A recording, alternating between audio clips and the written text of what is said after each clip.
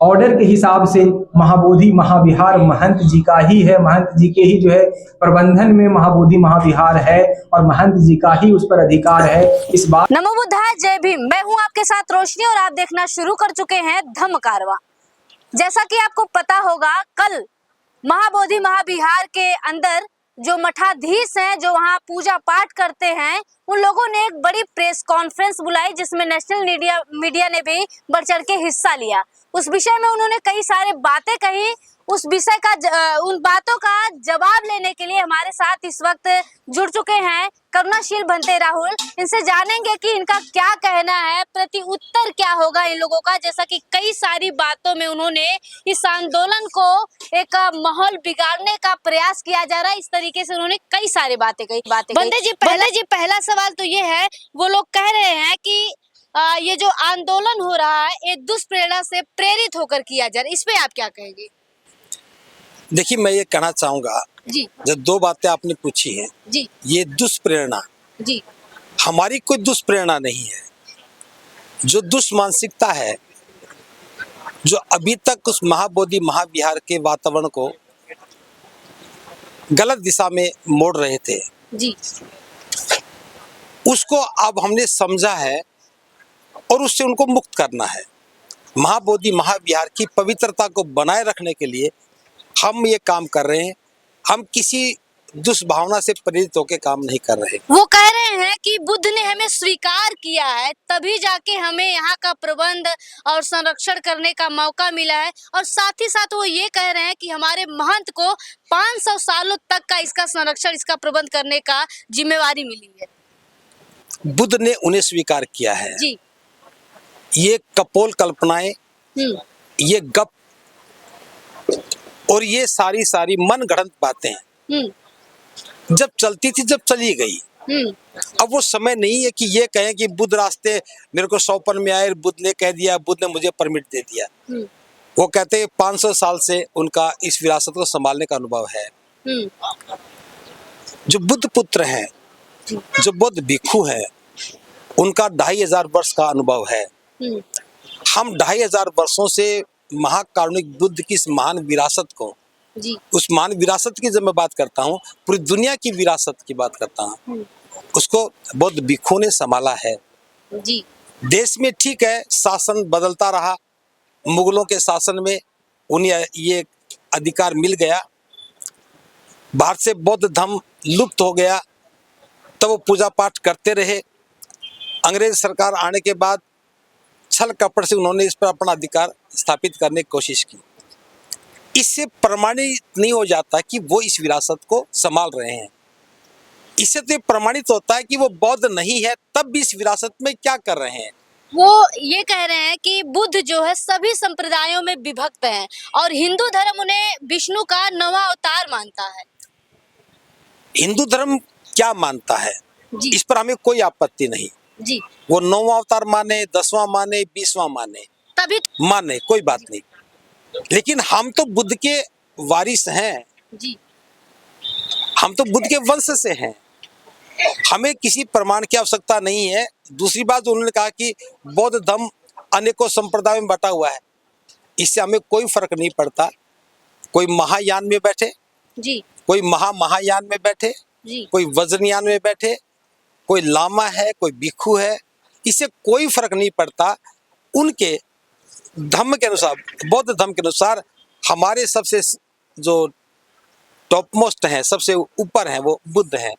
तो बुद्ध हमारे शास्ता हैं, चाहे वो महायानी है, चाहे वो थेरवाद है, चाहे वज्रयान है, इससे कोई फर्क नहीं पड़ता। सबके आराध्य महाकारुणिक बुद्ध हैं, कोई और नहीं है। जब पत्रकार ने उनसे सवाल किया कि वो एक बैनर तले एक संगठन के तत्वाधान में, नेतृत्व में ये आंदोलन कर रहे हैं, तो वो उनका जवाब होता है, जो मठाधीश हैं वो कह रहे हैं कि उनका कोई संगठन है भी या नहीं है, इसका कोई उनको जानकारी नहीं है। महाबोधि महाविहार बौद्ध गया जी, के संरक्षण के लिए, इसे बचाने के लिए, इस विरासत को संभालने के लिए किसी भी छोटे या बड़े संगठन की कोई आवश्यकता नहीं है। जी, जो धर्म का अनुयायी है वो ही एक प्रमाण है।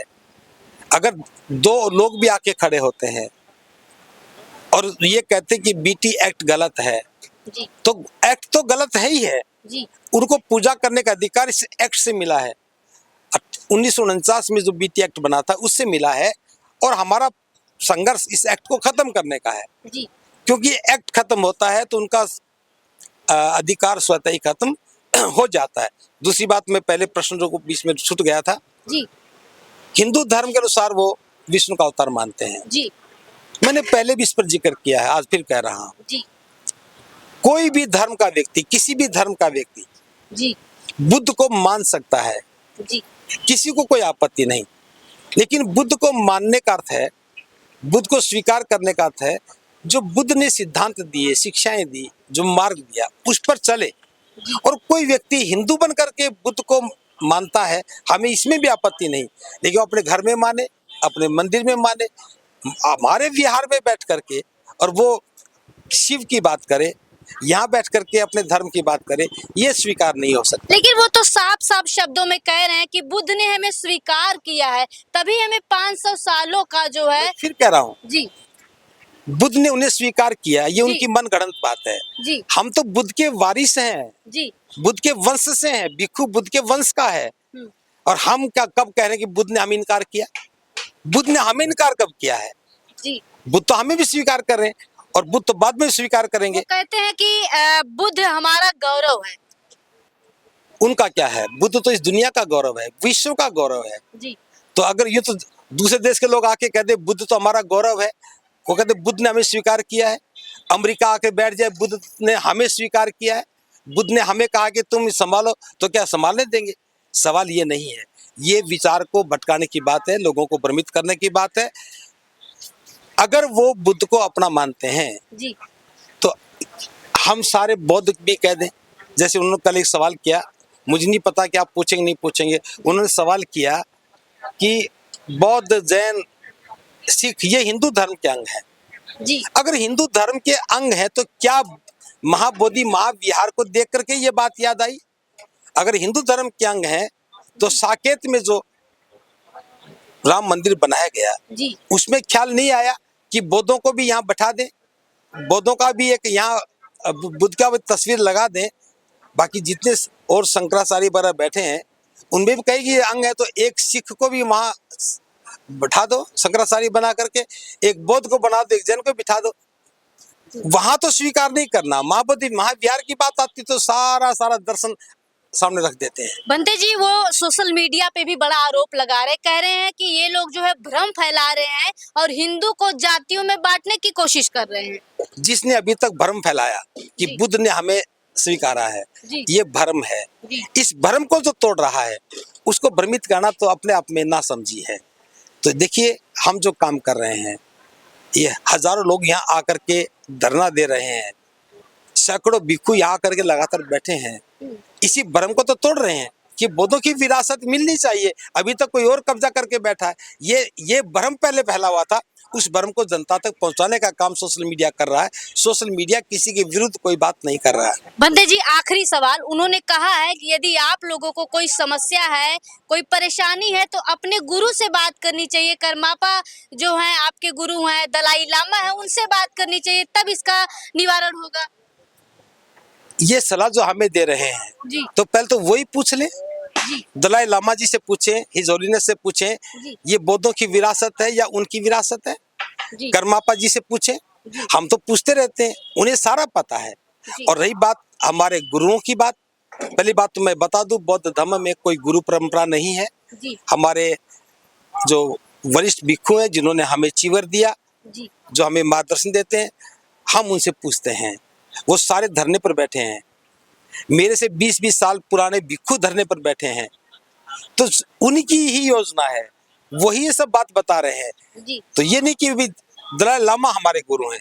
दलाई लामा तिब्बत के धर्म गुरु हैं, हम उनको उतना ही सम्मान देते हैं जितना और भी भिक्षुओं को सम्मान देते हैं। तो बुद्धिज्म में उन सबको स्वीकार किया जाता है, उनसे हमारा कोई द्वंद नहीं है। और ना ही दलाई लामा ने कोई यहाँ भ्रम फैलाया है, लामा जी ने, ना ही करमापा जी ने कोई भ्रम फैलाया है। जो भ्रम फैला रहे हैं, हमारा आंदोलन उनके विरुद्ध है। किसी भी धर्म के अनुयायी, चाहे किसी देश का है, किसी भी संप्रदाय का है, उस पर हमें कोई आपत्ति ही नहीं है। बात तो सिर्फ इतनी सी है, अगर 500 साल से, 200 साल से, 300 साल से इन्होंने इसको दूषित किया है, तो अब सम्मान के साथ इनको चाहिए जी कि बौद्धों के सम्मान को बरकरार रखते हुए घोषणा करनी चाहिए कि अभी तक हमने संभाला, जी अब आप लोग आ गए हो, अपनी विरासत को संभालो। इसमें बड़पन है तो उन्हें अपना बड़पन दिखाना चाहिए, ना कि संदेह पैदा करना चाहिए। तो हम उनका भी सम्मान करते हैं। जी महाबोधि महाविहार के सामने मंदिर बना है, वो उसमें बैठते हैं तो वहीं पूजा कर लें। जी इतना कष्ट क्यों उठाते वहां से चलकर यहाँ आने से, वहीं पूजा करें। हम उनको वहां भी बराबर का सम्मान देते हैं, लेकिन हमें सलाह देने की आवश्यकता नहीं है। हम जानते हैं कि हमें क्या करना है। चलिए, बाकी जो प्रेस कॉन्फ्रेंस के बाद लोगों में कहीं ना कहीं बातें चल रही हैं उनके दिमाग में, उनको क्या कुछ कहना मैं ये चाहेंगे? कहना चाहूंगा, जी भारत देश के तमाम नागरिकों से जी महाबोधि महाविहार मुक्ति आंदोलन जी किसी धर्म के विरुद्ध नहीं है, किसी जाति के विरुद्ध नहीं है, जी किसी व्यक्ति के विरुद्ध नहीं है। इस महाबोधि महाविहार के प्रबंधन के लिए बीटी एक्ट 1949 जो बनाया गया वो गलत है, असंवैधानिक है। उसे 26 जनवरी 1950 को निरस्त हो जाना चाहिए था, लेकिन नहीं हुआ। एक गलत कानून बना करके सरकार इसको पोषित कर रही है। उस कानून को निरस्त होना चाहिए। उस गलत कानून से जो लोग प्रभावित है उनको कष्ट होगा, लेकिन किसी और के लिए नहीं है। फिर कहना चाहता हूं, हमारा आंदोलन किसी धर्म, किसी जाति, किसी गोत्र, किसी व्यक्ति के विरुद्ध नहीं है। हमारा आंदोलन पूरी तरह से बीटी एक्ट 1949 को निरस्त करने के लिए है और महाबोधि महाविहार का प्रबंधन बौद्धों को सौंपने के लिए है। चलिए, बहुत बहुत शुक्रिया। तो जैसा कि प्रेस कॉन्फ्रेंस के बाद करुणाशील भंते राहुल ने उनकी बातों का बड़े बेहतरीन तरीके से जवाब दिया। इस पे आप क्या सोचते हैं, अपनी प्रतिक्रिया जरूर दें। आपसे गुजारिश है कि अगर आपने अभी तक हमारे धम्म कारवां चैनल को सब्सक्राइब नहीं किया, सब्सक्राइब जरूर कर लें, क्योंकि बोध गया आंदोलन से जुड़ी हुई तमाम खबरों को आप तक हम पहुंचाते रहेंगे। बहुत बहुत शुक्रिया।